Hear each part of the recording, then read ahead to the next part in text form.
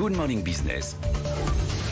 Le bilan très mitigé des soldes d'été pour les commerçants, ils se sont achevés hier soir. Les ventes ont été un peu plus dynamiques que l'an dernier, mais elles restent largement en dessous du niveau d'avant la crise sanitaire et surtout le bilan, on va le voir, est très inégal en fonction des zones géographiques. Bonjour Didier Kling. Bonjour. Vous êtes président de la Chambre de commerce et d'industrie Paris-Île-de-France. D'abord un commentaire global sur ces soldes d'été. Ça avait très bien commencé, ça s'est dégradé ensuite, donc le bilan il est mitigé, plutôt décevant. Ouais, le bilan est très négatif pour les commerçants parisiens.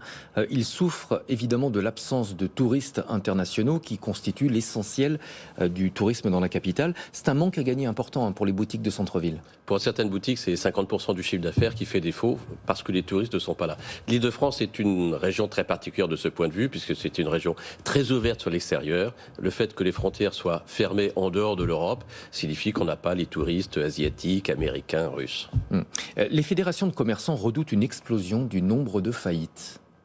Oui, c'est vrai, parce que les commerçants, particulièrement en Île-de-France, ont souffert, on ne va pas revenir sur les épisodes précédents qu'on connaît bien, le fait que les soldes se soient plutôt mal déroulés, en tout cas pas de manière satisfaisante, signifie que des commerçants sont en fragilité aujourd'hui, à la fois parce que vous savez que les soldes, c'est très important, c'est la seule époque de l'année où je peux vendre à perte, moi, commerçant. Donc c'est très réglementé, mais ça me permet à la fois de libérer de l'espace pour la saison suivante et puis de reconstituer la trésorerie. Si les soldes sont mauvais, et c'est plutôt le cas aujourd'hui, ça veut dire que j'ai des problèmes de trésorerie et donc un risque de difficultés financières. Est-ce qu'il faut adapter, à votre avis, les mesures de soutien avec davantage de granularité géographique ? Je crois que les pouvoirs publics en sont conscients. À la fois, il va falloir continuer à soutenir aussi longtemps qu'on ne sera pas sorti de la crise.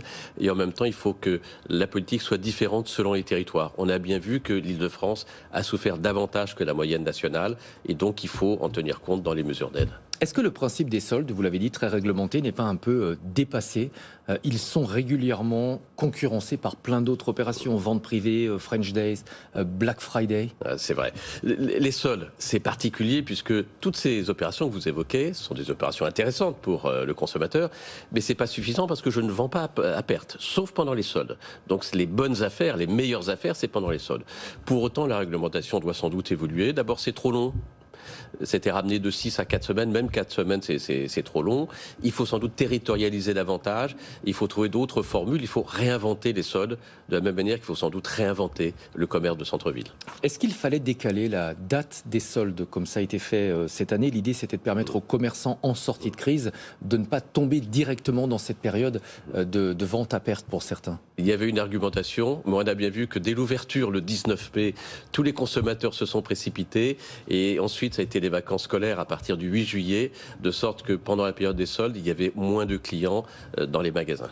On est pratiquement une exception en Europe. Je me suis amusé à regarder. La France est l'un des rares pays européens à avoir une réglementation aussi stricte, aussi contraignante en matière de soldes. Est-ce qu'on pourrait pas s'inspirer de ce qui se passe par exemple en Allemagne ? On peut s'inspirer, on peut regarder effectivement. Le consommateur, lui aussi, il voyage beaucoup. D'ailleurs, on voit bien quand il y a des périodes des soldes, des touristes étrangers qui viennent à Paris. C'est vrai en janvier, c'est vrai en juillet. Pas cette année, malheureusement.